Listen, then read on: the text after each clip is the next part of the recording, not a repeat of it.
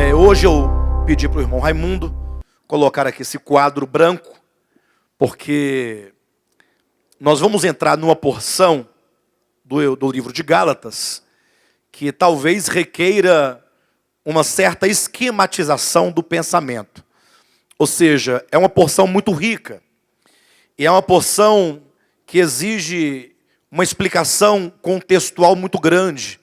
Ou seja, nós vamos estudar aqui o capítulo 3 de Gálatas, a partir do versículo 15, do versículo 15 até o versículo 22, porção esta que está inserida dentro de um contexto histórico muito grande. Então, acredito que o quadro ele possa nos ajudar a visualizar todas as informações do texto. Amém, queridos? Então, se os irmãos quiserem se aproximar um pouco mais, não tem problema. Tá bom? Se os irmãos aí atrás também estiverem enxergando bem, também não tem problema. Pode ficar à vontade.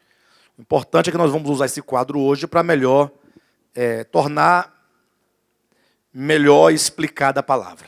Tá bom? Então, abra sua Bíblia em Gálatas 3. Vamos ler aqui do versículo 15 ao versículo 22.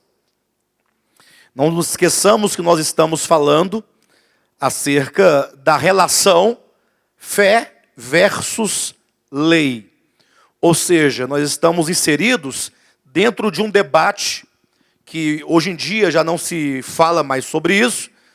E quando se fala, poucos entendem, poucos podem debater o assunto. Mas estamos aqui inseridos dentro de um debate muito apropriado, sobretudo para o primeiro século, ou que era corrente no primeiro século. Qual era o grande debate? Ora, em virtude da Igreja de Jesus Cristo, que nasceu a partir da morte e ressurreição do Senhor, a partir também do Pentecostes, quando os apóstolos receberam o Espírito Santo e começaram então a pregar o Evangelho a toda criatura. Não é assim que aconteceu? Bem, em face então desse surgimento da igreja, da nova igreja de Jesus Cristo, a pergunta é: qual é o papel da lei quando se leva em consideração que a lei era própria lá do Antigo Testamento, era própria do judaísmo, a lei que foi dada a Moisés, a partir de um pacto que Deus fizera com o povo de Israel, quando os tirou da terra do Egito. Então a pergunta é: e essa lei de Moisés, cuja coluna vertebral é os 10 mandamentos? Preste atenção nisto, muito importante. Qual é o papel que a lei dada a Moisés, a lei no seu conjunto, no seu geral, tendo por coluna vertebral os 10 mandamentos, qual é o papel que essa lei mosaica tem agora no Evangelho de Jesus Cristo? Primeiro, havia quem argumentasse, quem considerasse que a lei fosse um elemento crucial e fundamental, fulcral, dentro do Evangelho, como sendo fonte de salvação. Como alguns defendiam, vocês vão encontrar isso lá em Atos capítulo 15, versículo 5, quando é dito que havia um grupo de pessoas em Jerusalém, pessoas convertidas a Jesus Cristo, ou seja, eram fariseus, escribas, lideranças do judaísmo, que ao se converterem a Jesus Cristo, agora dizia que se não guardar a lei de Moisés, não era possível que alguém fosse salvo. Então havia, número 1, aqueles que consideravam que a lei era fonte de salvação. Ou seja, era um elemento fundamental para se determinar a salvação de alguém. Bem, mas havia outros que não acreditavam assim. Não. Eles sabiam que a salvação era pela fé. E pela fé somente. Entretanto, vem o sofisma, né? Que é a meia-verdade. Apareceram aqueles, número 2, que diziam o seguinte: não, a salvação não salva. Entretanto, ela possui um papel fundamental no processo de salvação.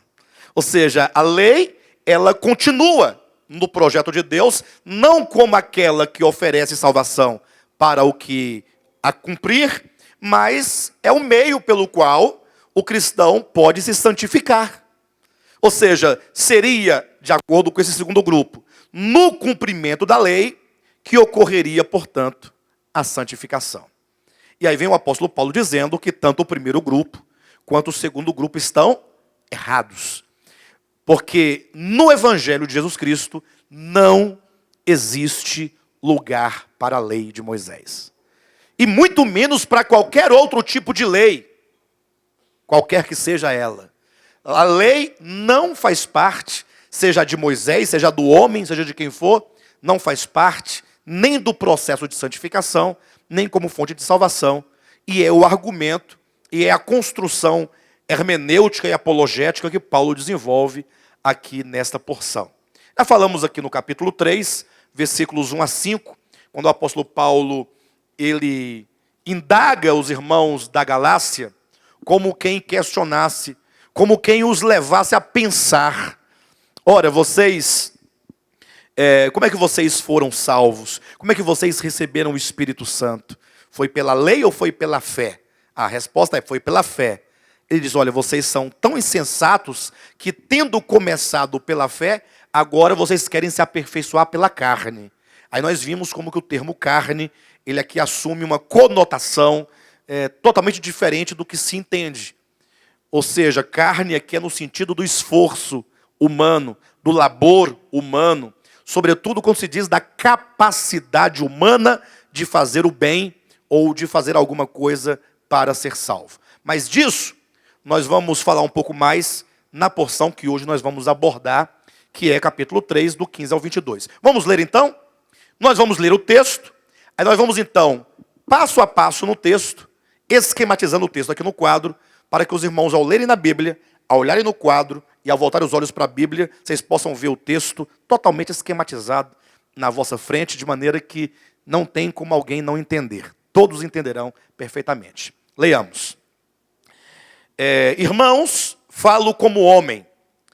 Ainda que uma aliança seja meramente humana, uma vez ratificada, ninguém a revoga ou lhe acrescenta coisa alguma. Ora, as promessas foram feitas a Abraão e ao seu descendente. Não diz e aos descendentes, como se falando de muitos, porém, como de um só, e ao teu descendente que é Cristo. E digo isto, uma aliança já anteriormente confirmada por Deus, a lei que veio 430 anos depois, não a pode abrogar de forma que venha a desfazer a promessa.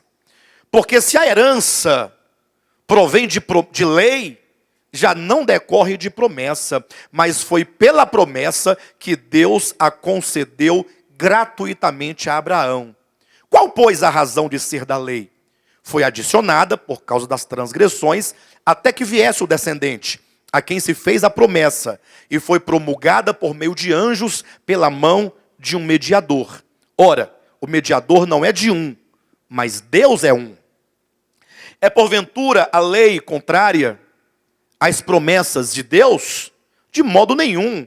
Porque se fosse promulgada uma lei que pudesse dar vida, a justiça, na verdade, seria procedente da lei. Mas a Escritura encerrou tudo sob o pecado, para que, mediante a fé em Jesus Cristo, fosse a promessa concedida aos que creem.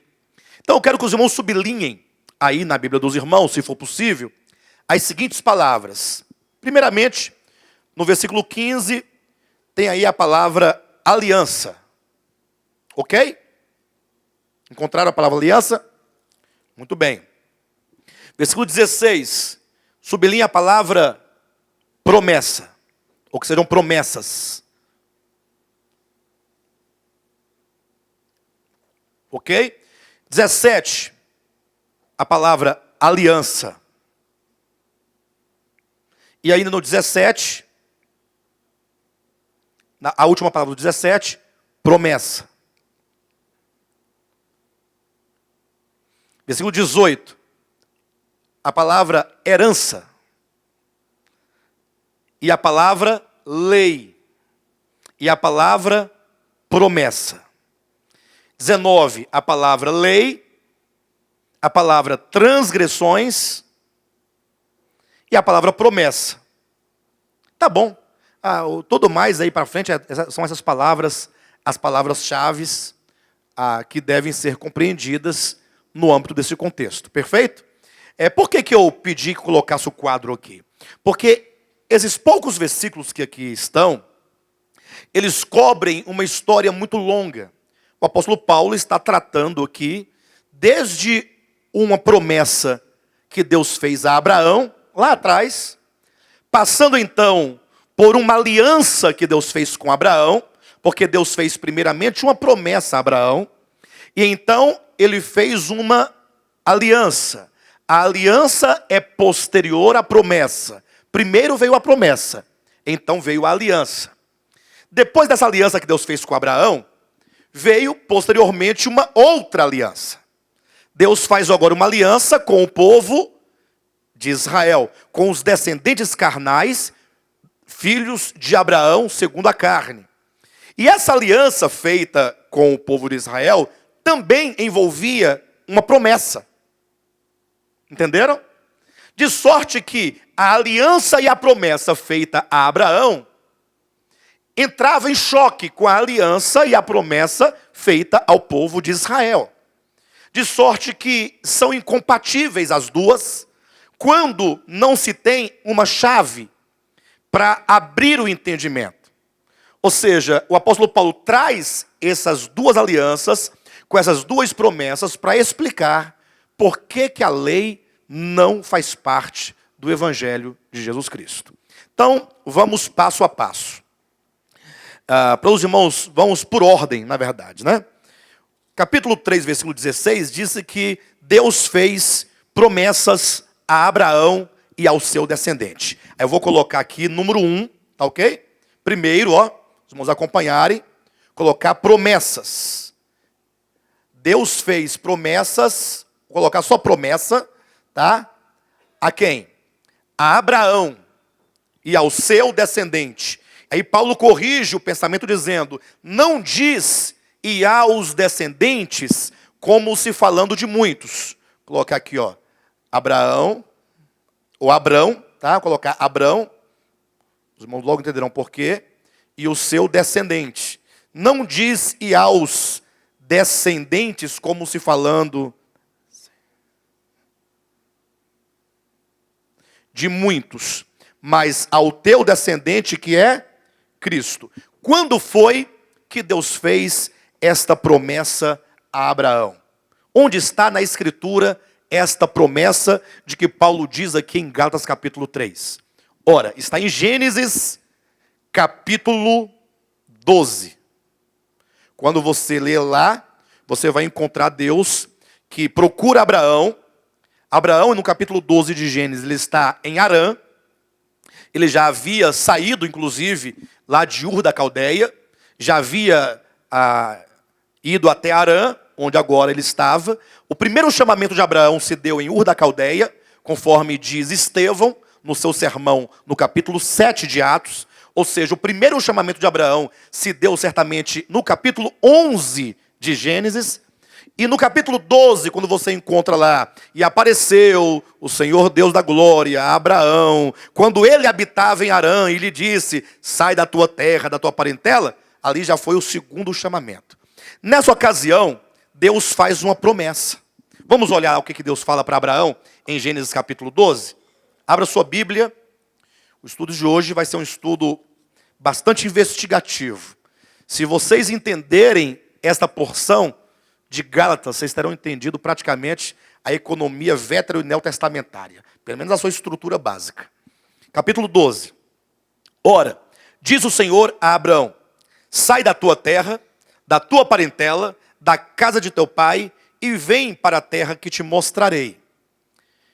De ti farei uma grande nação, e te abençoarei, e te engrandecerei o nome. Se tu uma bênção. Então qual que é a promessa que Deus faz para Abraão?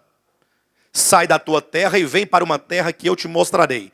Portanto, nós temos em primeiro lugar a promessa de uma terra. A promessa feita a Abraão, ou até nesse momento ele chamava-se Abrão, é a promessa de uma terra. Primeiro ponto. Segundo, é dito, de ti farei uma grande nação. Portanto, fala aqui de um povo que Deus haveria de lhe conceder. É dito aqui, em ti serão benditas todas as famílias da terra. Então, há uma promessa de uma bênção. Atenção. Há uma promessa de uma bênção para quem? Para todos os habitantes da terra. De ti farei uma bênção e em ti serão abençoadas quantas famílias? Todas as famílias da terra. Percebe que essa promessa ela é bastante abrangente? Promete uma terra, promete um povo, mas promete sobretudo uma bênção que vai alcançar as pessoas ou as famílias de toda a terra. Agora imagine que Abraão agora, ele está aqui aguardando o cumprimento dessa promessa. Deus vai me dar, para ele me dar um povo, ele tem que me dar um filho. Não é isso? Eu vou te dar um filho. E aí então está agora Abraão esperando que se cumpra, portanto, essa promessa para que ele possa então se tornar esse grande pai dessa grande nação. Capítulo 15 de Gênesis, Deus lhe promete então o filho, que está implícito aqui no povo, não está implícito no povo? Porque como é que Deus pode fazer dele o pai de uma numerosa multidão, se não tiver o filho? Então no capítulo 15, está aqui, depois destes acontecimentos, veio a palavra do Senhor a Abrão numa visão e disse: não temas, Abrão, eu sou o teu escudo e teu galardão será sobremodo grande. Respondeu Abrão: Senhor Deus, que me haverás de dar se continuo sem filhos? E o herdeiro da minha casa é o Damasceno Eliezer. Disse mais Abrão: a mim não me concedeste descendência, e um servo nascido na minha casa será o meu herdeiro. A isso respondeu logo o Senhor, dizendo: não será esse o teu herdeiro, mas aquele que será gerado de ti será o teu herdeiro. Então, conduzindo-o fora, disse: olha para os céus, e conta as estrelas, se é que o podes. Ele disse: será assim a tua descendência. Ele creu no Senhor, e isso lhe foi imputado para a justiça. E disse-lhe mais: eu sou o Senhor, que te tirei de Ur dos Caldeus para possuir-te, ou melhor, para dar-te por herança esta terra. Então está aqui o povo, no qual está implícito o filho, está aqui a terra, que faz parte de uma promessa. Tudo que eu quero que os irmãos coloquem no coração e no entendimento é: um dia Deus chamou Abraão e lhe fez uma promessa. Essas promessas feitas a Abraão inclui uma terra, inclui um descendente que lhe gerará um povo e inclui uma bênção. Quando diz que em ti todas as famílias da terra serão benditas. Agora vocês imaginem comigo, pensa você comigo, Abraão esperando esse descendente. Abraão tinha 75 anos de idade quando Deus, no capítulo 12 de Gênesis, lhe fez essa promessa. Abraão está aguardando a promessa, como qualquer outra pessoa que recebe uma promessa de Deus ou de alguém, aguarda o cumprimento dessa promessa. Abre aqui um parênteses, não carece de corte, apenas para advertir. Devemos nós aguardar o cumprimento das promessas de Deus, desde que Deus nos faça tal ou tais promessas. Por quê? Porque hoje em dia se diz muito de uns profetas que saem dizendo por aí: eis meu servo que eu falo contigo. Aí vai prometer uma casa, vai prometer uma chave, vai prometer um casamento, vai prometer alguma coisa. E a pessoa fica na expectativa dizendo: Deus falou comigo, Deus vai cumprir. E muitas vezes esse cumprimento não acontece. Aí a pessoa desvia, fica com raiva de Deus. Aí é uma série de situações, de problemas. Tudo isso porque colocou a sua confiança numa promessa que Deus não havia feito. Como é que Deus não fez se Deus falou comigo? Bem, como é que você sabe que foi Deus que falou com você? Foi um profeta, ou foi uma profeta. Mas será que essa profeta, ou esse profeta, não era um falso profeta? Ou não era, talvez, um profeta enganado pela sua própria religião? Ou um profeta enganado pela sua própria carne? Então, nós devemos crer em todas as promessas que Deus nos faz na sua palavra. Fora dela, você não coloca a sua esperança. Mas então eu devo desprezar? Não. Você deve ouvir e deixar Deus cumprir. Se foi mesmo Deus que falou, Ele cumprirá. E se não cumprir, não foi ele que disse, pronto, final. Não viva de profecias. Nunca. Não que você vai desprezá-las. Não. Mas que você não deve colocar o seu coração nestas coisas. Deve seguir antes a palavra de Deus revelada nas Escrituras. Mas está lá Abraão aguardando então, fecha 5 parênteses, continuemos. Abraão aguardando que Deus cumpra a sua promessa. 75 anos, 76, 77, 78, 79, 80 anos. Abraão ainda era um garotão. Aos 80 anos ele tinha alguma capacidade, do ponto de vista da capacidade de fazer um filho, de ter uma relação sexual normal. Ele, em termos mais claros e práticos, ele era um homem potente. Ele não era impotente, sexualmente falando. Só que aí é o problema. O problema é o tempo. Quando Deus fala que vai te dar um filho, e esse filho não vem no tempo que você espera, aí a fé, que era tão viva no início, vai se misturando com os seus arrazoamentos, vai se misturando com a própria deficiência que o tempo vai te trazendo, de modo que a dúvida começa a disputar no coração um espaçozinho com a fé. A fé e a dúvida no coração, juntas querendo ganhar o seu coração. Será mesmo que Deus me dará esse filho? Não, com certeza, porque afinal, Deus não mente. Quando Deus diz algo, Ele cumpre. Então Deus dará o filho. O problema é que para Deus me dar um filho, Deus não vai mandar uma cegonha trazer um filho para mim. A história da cegonha não é verdade. Então eu creio que Deus vai me usar, eu e minha esposa, por uma via legal, né? Ou que seja, desculpe-me, uma via natural, ter esse filho. Mas aí tinha um problema, Sara era estéril. E aí o problema ficava maior ainda. Sara nem agora nem nunca poderá ter um filho. Jamais. Ela não tem, né, as condições fisiológicas de ter um filho. Não tinha, ela era estéril de nascimento. E Abraão não. Abraão, ele não era estéril, mas ele estava envelhecendo no tempo. E aí ele estava agora correndo contra o tempo, pensando, se Deus não me der logo esse filho, dificilmente eu poderia tê-lo se... Aí Sara lá na cozinha grita, se você ficar impotente. Imagine só. E Abraão não queria acreditar nisso. Mas com o tempo ele vai pensando, eu acho que Sara tem razão. Eu acho que, já entendi. Aí vem aquela inclinação natural do homem, né? Eu penso que Deus vai cumprir a sua promessa, mas o homem participa desse processo. Atenção para essa expressão. Abraão já pensava, será que o homem participa desse processo?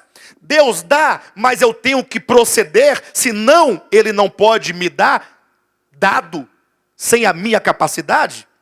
Até que um dia Sara acordou e falou, Abraão, eu tenho uma ideia, talvez beira a uma revelação.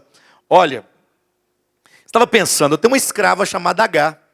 Se você fizer nela um filho, se ela é minha escrava, o filho dela será meu. E sendo meu, é teu, porque inclusive tu será o pai. Então, por que não contribuir com Deus? Aqui nós temos, queridos, implicitamente a presença da lei. Implicitamente a presença da lei. Veja que Paulo está debatendo e discutindo isso no contexto de Gálatas, que debate acerca da fé e da lei. Por que implicitamente? Porque nós vamos verificar que a salvação, no seu todo, ela é um dom gratuito de Deus. O homem não participa, o homem é passivo em todo o processo de salvação. Calma. É lógico que em um dado momento, o homem ele vai participar desse processo de salvação, mas não como alguém que dá alguma coisa para se completar, mas como alguém que se permite. Ele continuará na passividade. A sua única atividade será a sua permissão naquilo que Deus quer fazer e naquilo que Deus fará.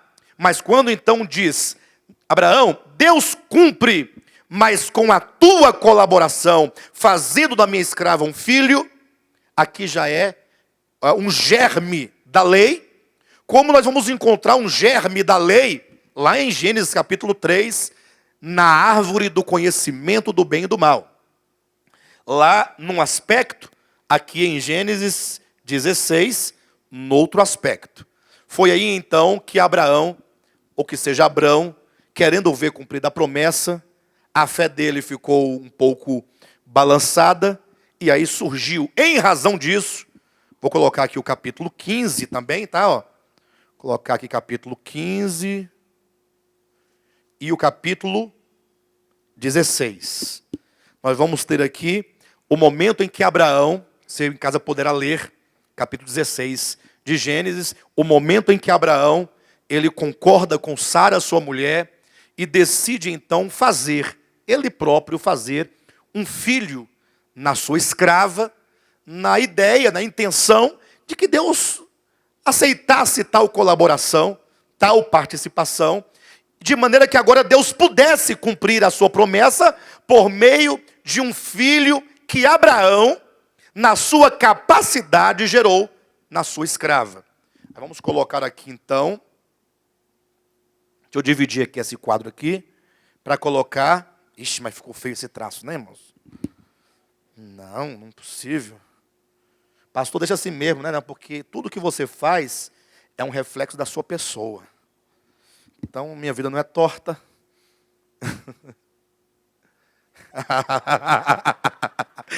Vocês viram aí, irmãos? Isso é Deus falando, tá vendo, meu servo? Sua vida é desse jeito aí, ó, é barriguda a sua vida. Tá bom, não tem problema não. Vocês ficaram quietinhos esperando só para ver se o traço ia ser reto mesmo, né? Aí veio aqui então Agar. Vou colocar de vermelho para poder destacar. Veio Agar. Pastor, nós estamos estudando Gênesis ou é Gálatas? Ou melhor,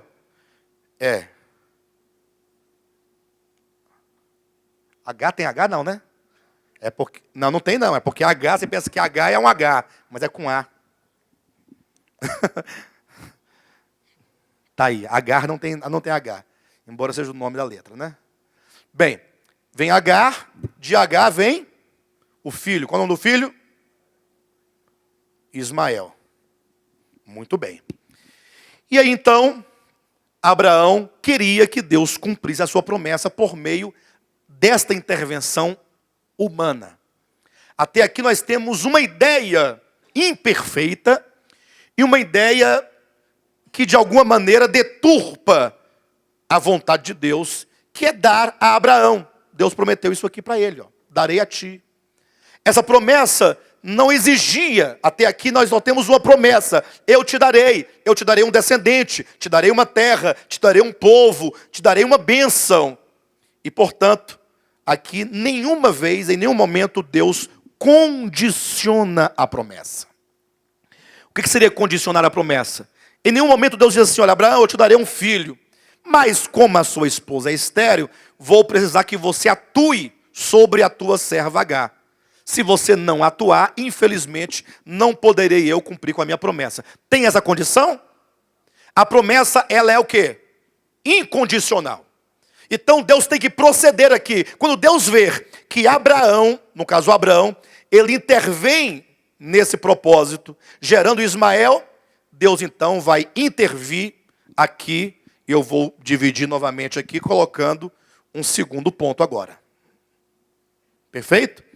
Para entendermos isso claramente, que é o capítulo 17, abra rapidamente a sua Bíblia lá em Hebreus, capítulo 6, versículo 13, diz assim, olha, pois quando Deus fez a promessa a Abraão, Deus fez a promessa a Abraão, aqui está a promessa, os irmãos leram na Bíblia, então em Hebreus está falando dessa promessa.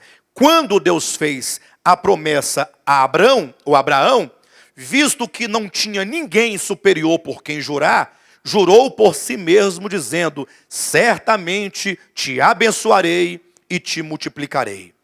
E assim, depois de esperar com paciência, obteve Abraão a promessa. Pois os homens juram pelo que lhes é superior. E o juramento servindo de quê? De garantia para eles, é o fim de toda contenda. Que contenda? Qual é a contenda? Deus disse: Abraão, eu te darei um filho. Onde é que está a contenda aqui? É no coração de Abraão. Deus dará mesmo? E se Deus mudar de ideia? E se ele não está sabendo que minha esposa é estéril? E se tendo ele o poder de fazer minha esposa não ser mais estéril, ele descobrir que agora ele demorou muito, eu fiquei impotente? A contenda é essa dúvida que fica lutando contra a vontade de Deus, contra a promessa de Deus. É o homem relutando dentro de si. Então, é preciso que aquele então que promete algo interfira com o juramento. Não, eu juro para você que eu vou fazer isso. E quando alguém jura para cessar a contenda, para que o coração do outro, aquele que recebe a promessa, possa descansar na certeza de que a promessa será cumprida, este que jura, ele tem que jurar por algo grande. Se ele jurar por algo menor do que ele, não tem sentido nenhum o seu juramento. Então, aqui está dizendo que quando Deus viu que Abraão tinha uma fé duvidosa, e essa é uma expressão paradoxal, fé duvidosa, ou uma fé duvidante, uma fé vacilante, uma fé que crer duvidando, então Deus se viu numa situação que Deus precisava intervir com um juramento. Então nós não somente temos uma promessa, nós temos uma promessa que agora se tornará o quê? Um juramento. Continua na leitura, versículo 17. Por isso Deus, quando quis mostrar mais firmemente aos herdeiros da promessa a imutabilidade do seu propósito, se interpôs com, ou seja, vendo Deus a necessidade de quê? De mostrar mais firmemente a imutabilidade do seu propósito àqueles a quem ele fez a promessa. Então vai: Abraão, eu não vou mudar, eu vou te abençoar, mas é preciso mostrar para você a imutabilidade do meu propósito. E como é que eu posso convencer Abraão de que eu não vou mudar de ideia e de que eu vou abençoar-lhe de qualquer modo? Ele se interpôs com o juramento. Parte 2. A promessa, agora o juramento. Pastor, mas aí em Gálatas não fala de juramento, mas fala de aliança. É porque a promessa, quando feita com o juramento, se torna uma aliança. Exemplo, o rapaz olha para a moça e diz assim: olha, você é a coisa mais linda que os meus olhos já viram. Ela fica toda orgulhosa, toda cheia. Fala: olha, quando eu olho para você, meu coração não vê nenhuma outra pessoa senão você. Aí vai enchendo de quê? De esperança. Aí você: olha, eu vou me casar com você. Fez uma promessa. Só que a pessoa fica: será que ele vai casar mesmo? Ou vice-versa, né? Ou a mulher promete casar com o homem, tanto faz, fica naquela história. Aquele que ama muito fica na expectativa. Mas será que ele vai mesmo se casar comigo? Até que um dia, essa promessa vira o quê? Um juramento. Não tem o juramento? Que se faz na hora de quê? Da aliança, do casamento. Você vai lá, aí leva a aliança, lembra?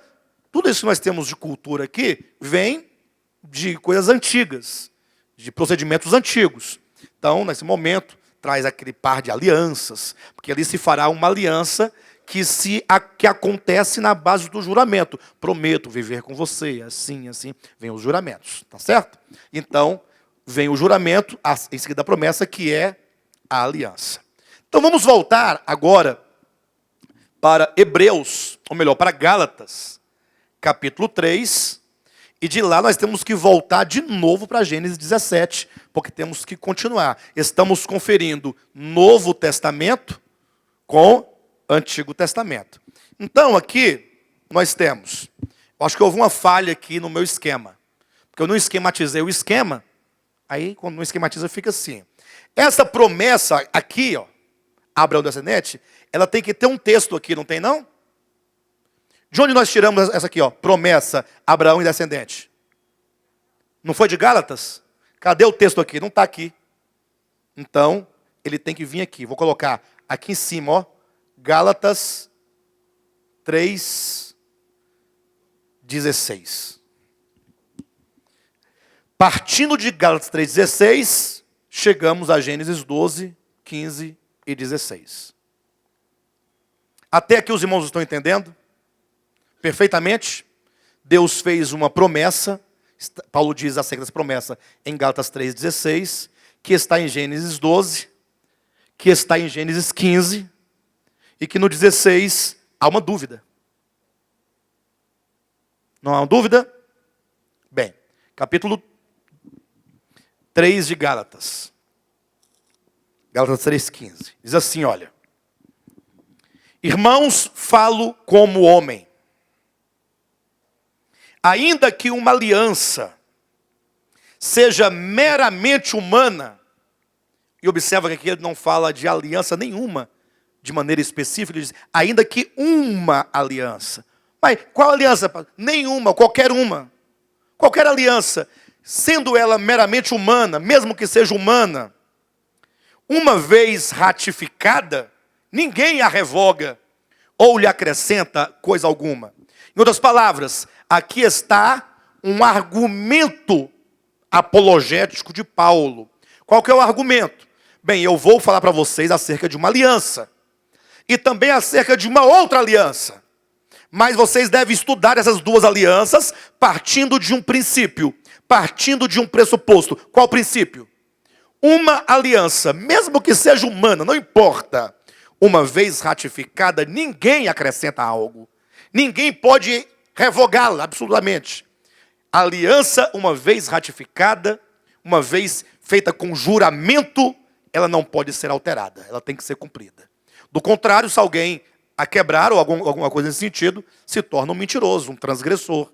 Perfeito? Então esse é o pressuposto.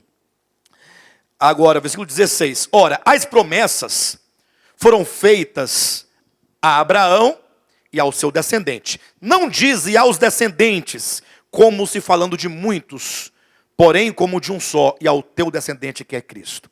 Essa correção que Paulo faz aqui, não diz e aos descendentes, como se falando de muitos, porém ele diz e ao teu descendente que é Cristo. É uma correção que ele faz no entendimento dos seus leitores imediatos. E que nós vamos usar daqui a pouco, quando chegarmos um pouquinho mais à frente. Guarda aí, que a gente já chega lá. 17. E digo isto. Uma aliança já anteriormente confirmada por Deus, vírgula. A lei que veio 430 anos depois, não a pode abrogar de forma que venha a desfazer a promessa. Para se entender claramente, sem nenhum obstáculo, basta você ler o 15 e em seguida o 17. O 15 fala, irmãos, falo como um homem, ainda que uma aliança seja meramente humana, uma vez ratificada, ninguém a revoga ou lhe acrescenta coisa alguma. E digo isto, uma aliança já anteriormente confirmada por Deus, a lei que veio 430 anos depois, não a pode abrogar. Ora, acerca de qual aliança Paulo diz que havia sido já anteriormente confirmada por Deus? A aliança que Deus fez com Abraão. Vou colocar aqui, ó, aliança abraâmica. Pastor, que aliança é essa? Deus fez uma aliança com Abraão. Quando foi isso? Quando Deus se interpôs com juramento. Ele fez uma aliança. Quando ele fez o juramento. Aliança. Juramento. Eu te farei uma bênção. Te darei uma terra, um povo. Em ti serão benditas todas as famílias da terra. E essa aliança nós vamos encontrar então em Gênesis capítulo 15 e também no capítulo 16. Volta para Gênesis agora. Observa que essa aliança feita aqui com Abraão, no capítulo 15, ela é mesmo anterior a Agar. Perfeito? Mesmo anterior a Agar. Que diz assim, olha, capítulo 15, 12. Ao pôr do sol, caiu profundo sono sobre Abrão, e grande pavor e cerradas trevas o acometeram. Então lhe foi dito, sabe com certeza que a tua posteridade será peregrina em terra alheia, e será reduzida à escravidão, e será afligida por 400 anos. Mas também eu julgarei a gente que tem de sujeitar-se, e depois sairão com grandes riquezas. E tu irás para os teus pais em paz, serás sepultado em ditosa velhice. Na 4ª geração, tornarão para aqui, porque não se encheu ainda a medida da iniquidade dos amorreus. E sucedeu que, posto o sol, houve densas trevas, e eis um fogareiro fumegante, uma tocha de fogo, que passou entre aqueles pedaços. Naquele mesmo dia fez o Senhor aliança com Abrão, dizendo, a tua descendência dei esta terra, desde o rio do Egito, até o grande rio Eufrates. O queneu, o quenezeu, o cadmoneu, o eteu, o ferezeu, o refaíns, o amorreu, o cananeu, e o jerbuseu, e o gergaseu. E todos os erros aí. Essas terras todas aqui. Quem entendeu a aliança? Há ou não há uma aliança, não somente de um filho, mas também de uma terra? Sim ou não? Em que consiste essa promessa, que agora se torna uma aliança, um juramento? Darei um filho, um povo, uma descendência, uma herança, uma terra. E em ti serão benditas todas as famílias da terra. Perfeito? Mas como sucede no capítulo 16, o que acontece? Abraão vacila, e aí há todo o problema aqui de Agar e de Ismael, que foi Abraão duvidando que Deus podia cumprir com a promessa que fora dada com juramento e que se tornara uma aliança. Por isso é que agora vem o capítulo 17 de Gênesis. E aí eu vou colocar aqui embaixo também, Gênesis 17. Quando chega em Gênesis 17, aqui Abraão já tinha tido um filho com Agar. Olha o versículo 15 do capítulo 16. Agar deu à luz um filho a Abrão. E Abrão, a seu filho que lhe dera Agar, chamou-lhe Ismael. Era Abraão de 86 anos, quando Agar lhe deu à luz Ismael. Capítulo 17. Quando atingiu Abraão a idade de 99 anos, isto é, 13 anos depois, apareceu-lhe o Senhor e disse-lhe, Ou seja, agora Deus vem a Abraão, fala, Abraão, olha para mim. Abraão olha, isso já havia decorrido 13 anos que ele havia feito esse filho em Agar, já estava um garotão, e ele pensando, engraçado, né? Eu colaborei com Deus, fiz o filho que ele tanto queria que eu fizesse na minha escrava, e agora ele simplesmente não vem aqui mais. 13 anos sem Deus aparecer, sem Deus falar nada, nenhuma palavra. De repente está ele lá debaixo de uma árvore, aí Deus, Abraão, aí ele olha, aí dá aquele sorriso, aquele alívio, até que enfim ele resolveu aparecer de novo. Aí Deus diz, eu sou.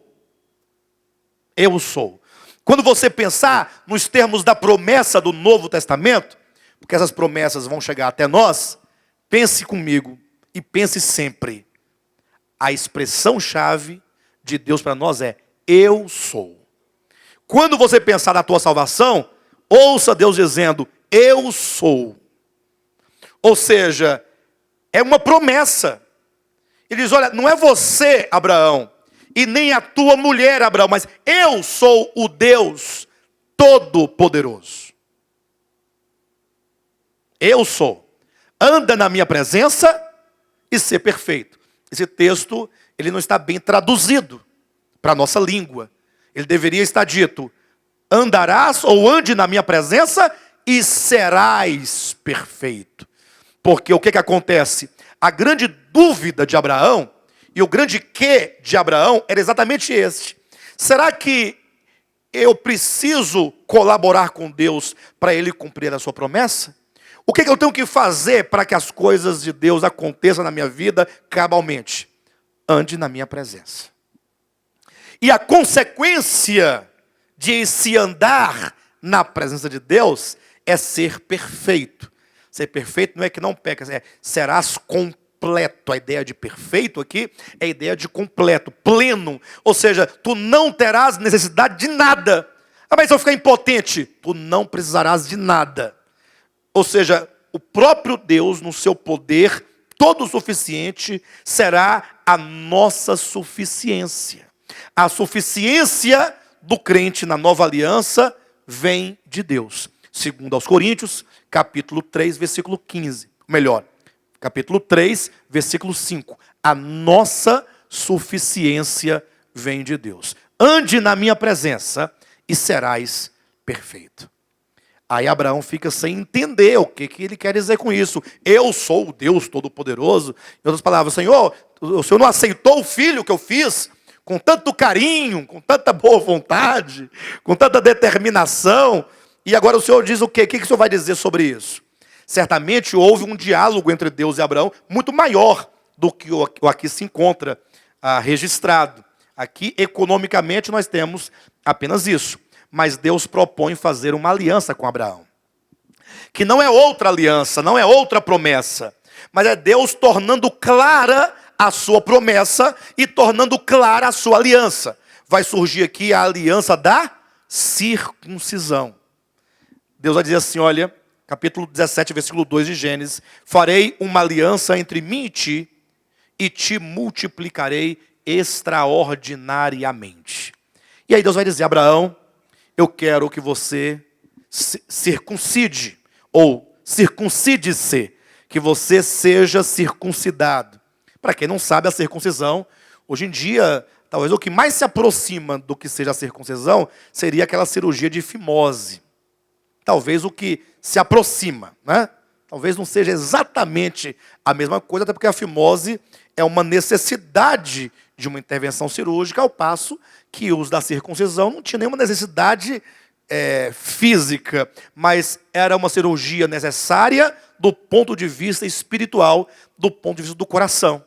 Porque a circuncisão, ela vai entrar aqui como sendo um selo, como sendo um símbolo. Abraão, você acredita mesmo que eu posso te abençoar? Que eu posso cumprir a minha promessa de que eu não preciso que você intervenha, que você tenha capacidade, que sua esposa não seja estéril? Você crê mesmo nisso? Assim, eu creio. Por quê? Ora, por quê? Porque você pensou no capítulo 16 de Gênesis que eu não era suficiente. E eu quero saber se você de fato crê. Ele disse, eu creio, agora eu creio, Senhor. Agora eu creio. Tu estás dizendo para mim agora com todas as letras.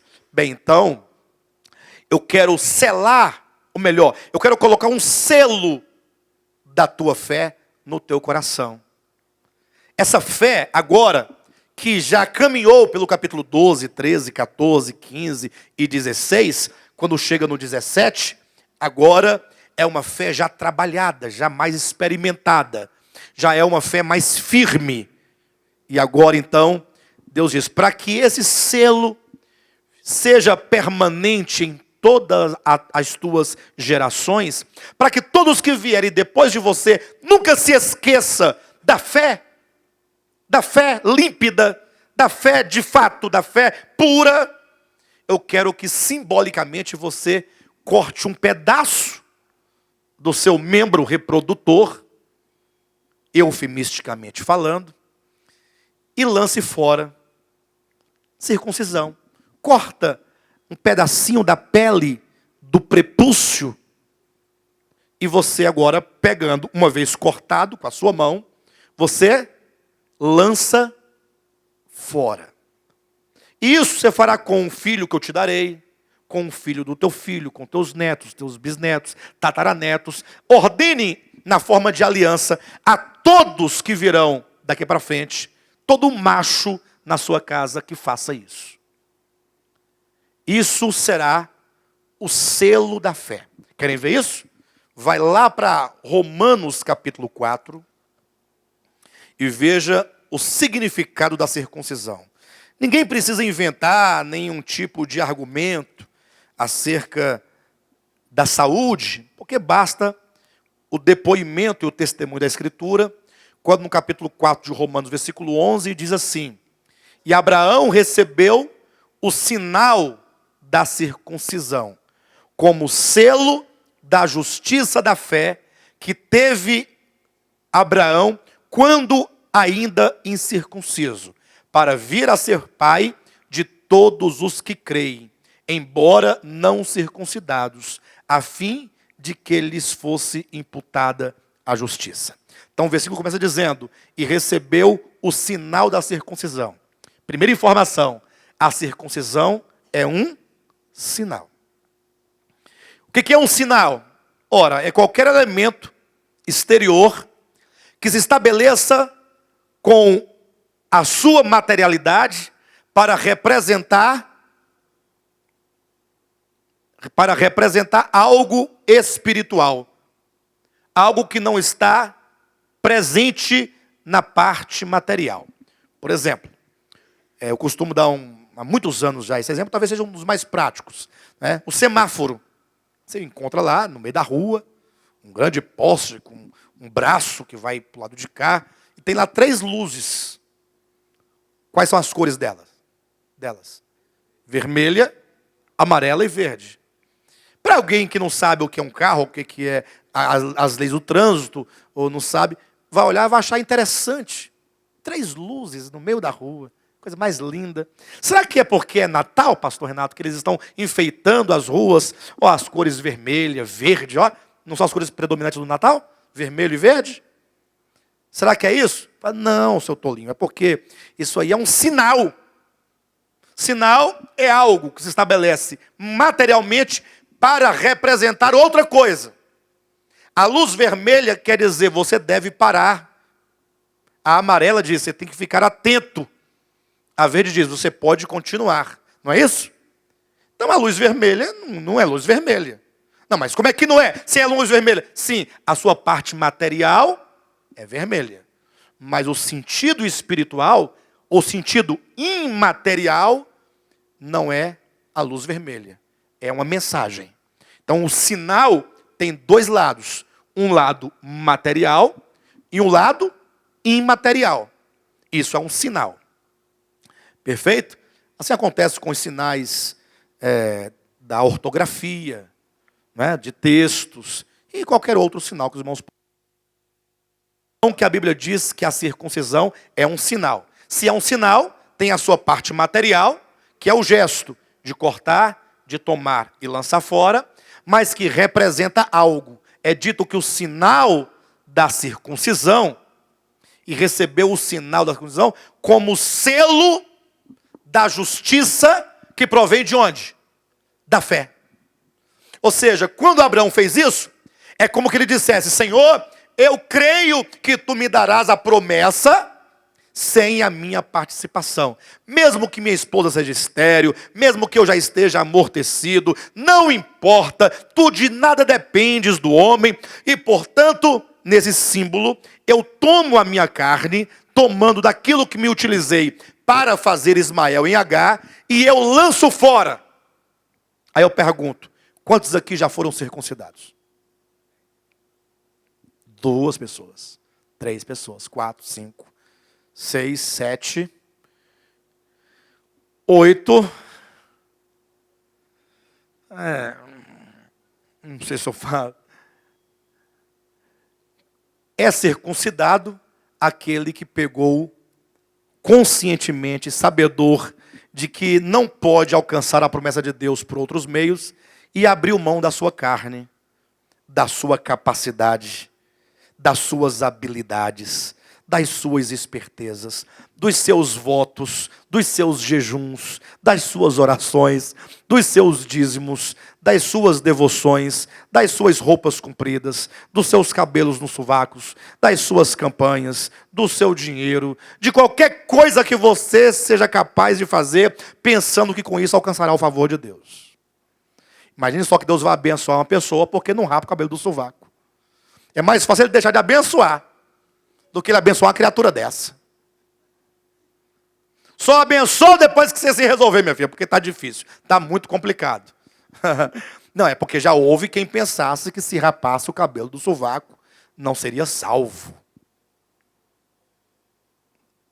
Não já houve? Lógico que isso aí é um fóssil muito antigo, mas já houve. Já houve.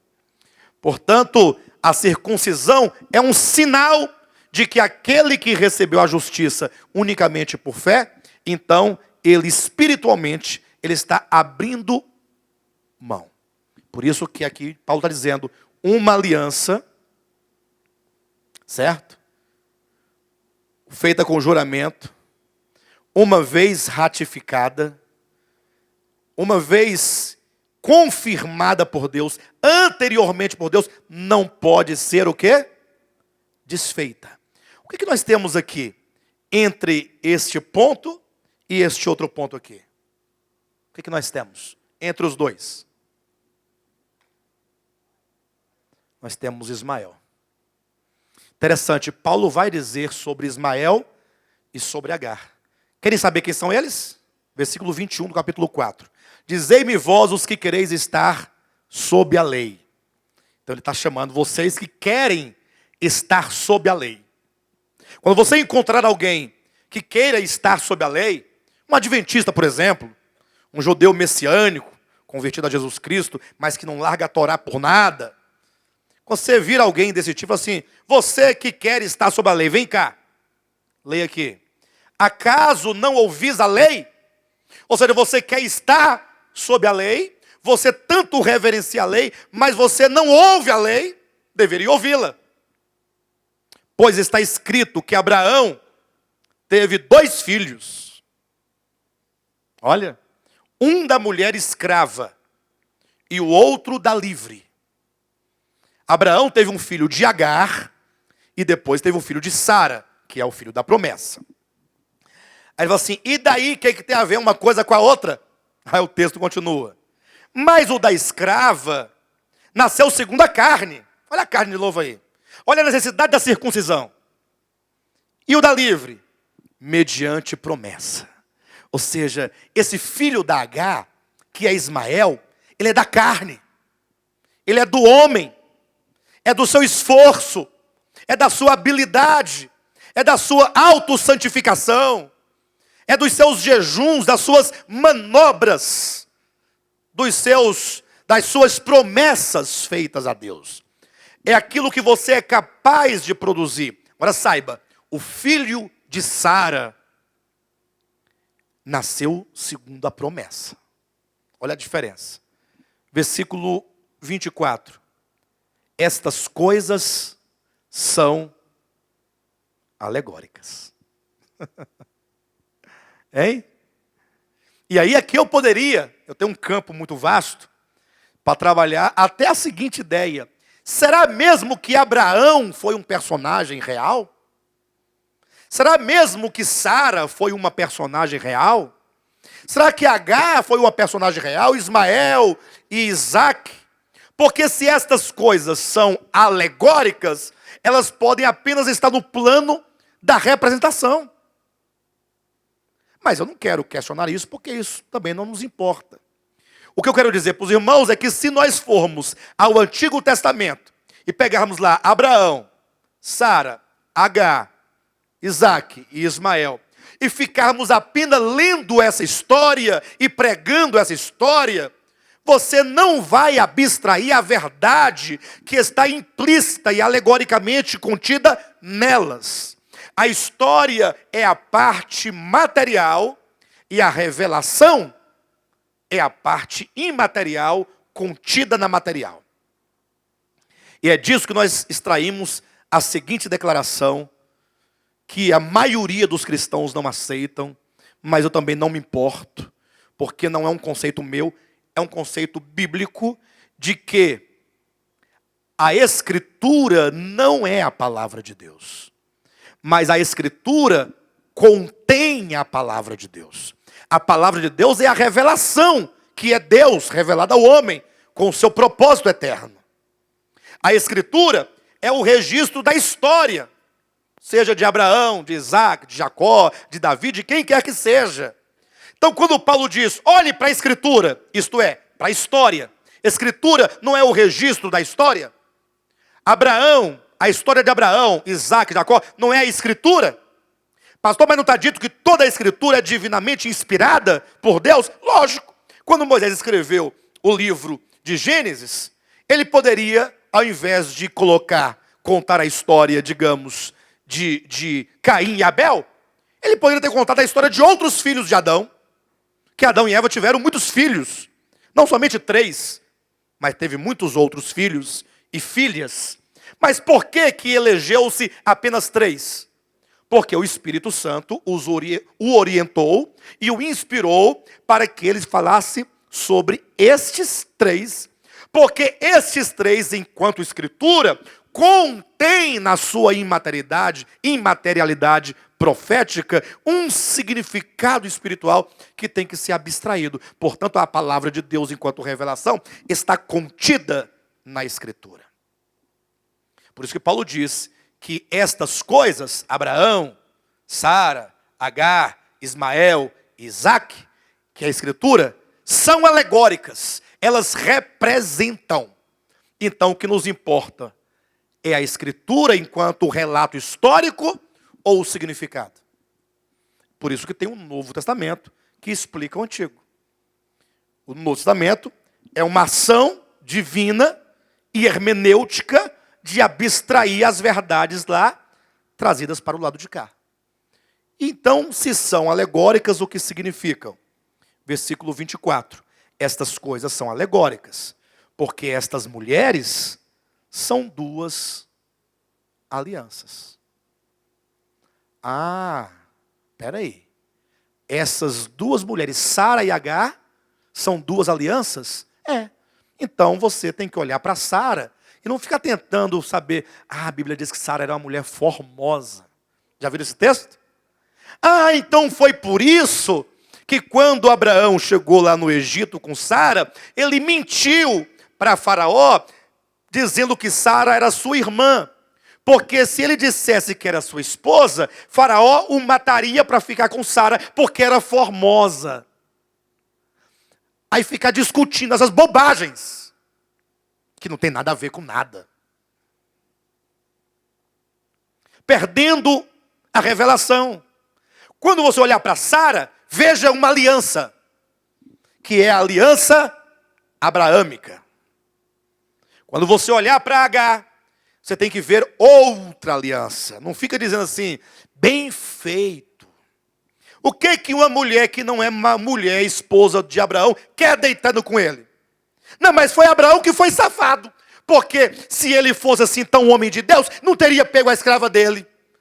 Mas a culpada foi Sara, que ofereceu a escrava. São 3 sem futuro. Aí fica, essa discussão é besta demais, é boba demais. Não leva para lugar algum.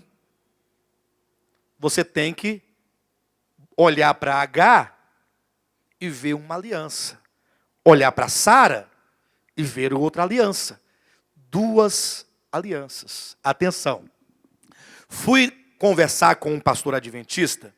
Por 2 vezes, recentemente, conversei com ele acerca desse tema. Na primeira vez que eu me encontrei com ele, eu propus o tema das alianças.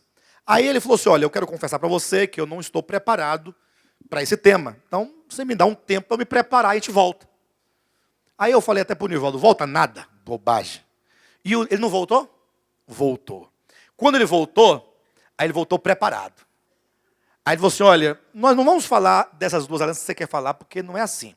Vamos falar, na verdade a Bíblia só tem uma aliança, que se repete ao longo da Bíblia. A primeira aliança é a de Adão. Depois, a de Noé.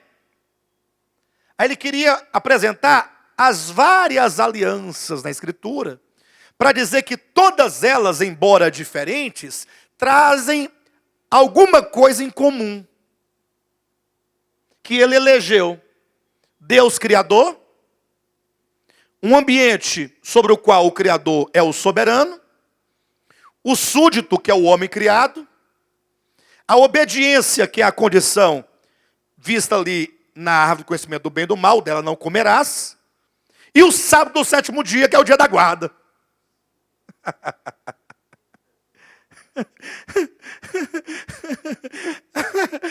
Eu fiquei olhando para aquela criatura.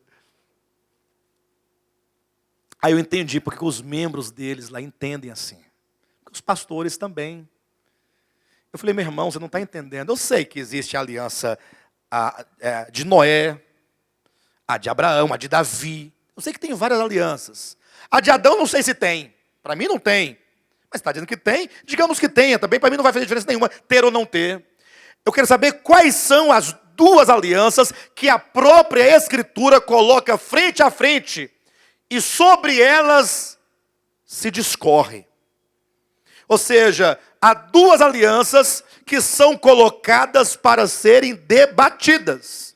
Porque é tema crucial, é discussão acerca do papel ou da função da lei no Novo Testamento. Por isso que Paulo vai colocar uma se refere a uma aliança, a outra aliança. São duas alianças, não são 7, nem 8, nem 9, são duas. E ele vai explicando. Versículo 24. Estas coisas são alegóricas, porque estas mulheres são duas alianças. Vou perguntar para vocês uma coisa. Eu quero ver quem vai dar a resposta certa. Quem foi Sara? Quem respondeu mulher de Abraão errou. Errou. E quem respondeu uma aliança acertou. Pastor, mas Sara não era mulher de Abraão, eu errei? É porque ela significa no plano da revelação uma aliança. O que é Sara? Uma aliança. Essas coisas são alegóricas, porque essas duas mulheres são duas alianças. Por que ficar se esperneando quando lê a Bíblia? Para que ficar se confundindo? Se daqui, olha, estas coisas são alegóricas, porque essas mulheres são duas alianças. Aí vai agora discriminar. Uma, na verdade, se refere ao Monte Sinai, que gera para a escravidão. Ponto 3. Ó, ponto 3. Uma, na verdade, é Agar, que representa o quê? O Monte Sinai, na Arábia. Uma, na verdade, se refere ao Monte Sinai, que gera o quê? Escravidão. Esta é quem? É Agar. Então estamos falando aqui de uma aliança do Sinai. Pronto. Aliança do Sinai. Irmãos, deixa eu adiantar aqui o processo, porque eu estou muito lento. E talvez o tempo não dê, eu não quero interromper isso aqui. Aliança do Sinai. Pronto, chegamos no ponto. Então nós temos aqui duas alianças, uma abraâmica, outra do Sinai. Uma, na verdade, versículo 25, ou 24, no finalzinho, uma, na verdade, se refere ao Monte Sinai, que gera para escravidão. Esta é Agar. Então eu vou colocar Agar, que é essa aliança do Sinai, que gera para uma escrava que gera um filho. Como é o nome do filho? Ismael. Vou colocar mais aqui para os irmãos entenderem. Ela era escrava. Escrava que gera filho, gera o quê? Então ela gera o quê? Escravidão. Isso representa o quê? A aliança do Sinai.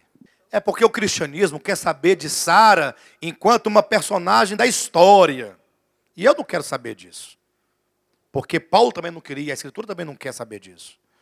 A própria Escritura está colocando Sara como uma personagem alegórica. Ou seja, não vamos nem discutir a sua existência histórica. Porque teria margem para se debater essa questão, mas se fizesse isso, nós também fugiríamos do ponto. Que ele quer que você olhe para Sara e entenda o seu significado. Quanto ao restante,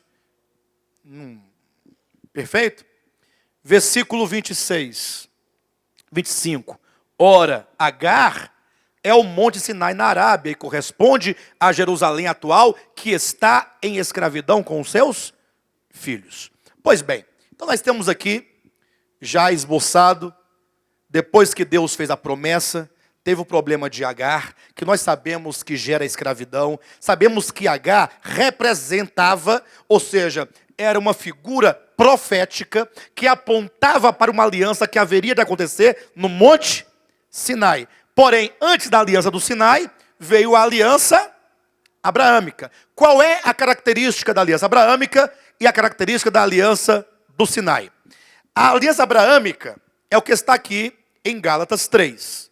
Olha na sua Bíblia, vamos ler e você agora vai compreender claramente. Olha, 17. E digo isto, uma aliança já anteriormente confirmada por Deus. Qual é a aliança confirmada por Deus? De Abraão. Está confirmado. A lei que veio, cuidado para vocês não lerem o texto como um certo pastor, que hoje já não está mais atuando como pastor, mas que no tempo ele tentou dar uma dobra. Quero lembrar os irmãos que este pastor, um cara muito educado, ou melhor, muito estudado, um homem muito inteligente, um dos melhores pastores que existia na época, pelo menos nessa região aqui, e ele inclusive era formado, além de teologia, em letras, português e inglês. Uma pessoa, era um cara brilhante daquilo que ele fazia.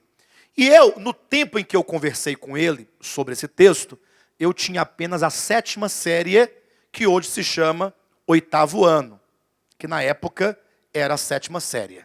Perfeito? Ou seja, era um analfabeto, ou que seja um semi-analfabeto, conversando com um doutor da lei. Basicamente isso. Com plateia de ambos os lados. Ou com torcidas de ambos os lados. Eu sei que nós conversamos de 9 até as 4 da tarde. Só que, na verdade, ele não deixava eu falar. Eu abria o texto aqui, Gálatas 3:17. Queria ler, entrar aqui, ele não deixava eu falar. Ele ia contar a história, foi. Até que nós estávamos tão cansados e com fome, que ele passou o seguinte, olha o horário, vai dar 4 da tarde. Fala o seguinte, você vai ler o texto, você lê logo e fala. Você não vai ler o texto, diga que não vai ler, pô, vamos acabar com isso, porque não tem lógica. 4 da tarde, não saímos desse texto, você não deixa a gente ler o texto. Na verdade, não queria deixar eu ler o texto, eu ia ler o texto, ele mudava o assunto. Lê o texto, ele não lia o texto. Falei, o que esse texto tem de tão grave que você não quer ler o texto? Não é possível. Aí quando eu disse, ou você lê, ou nós vamos embora. Aí ele resolveu ler. Aí ele leu assim, olha.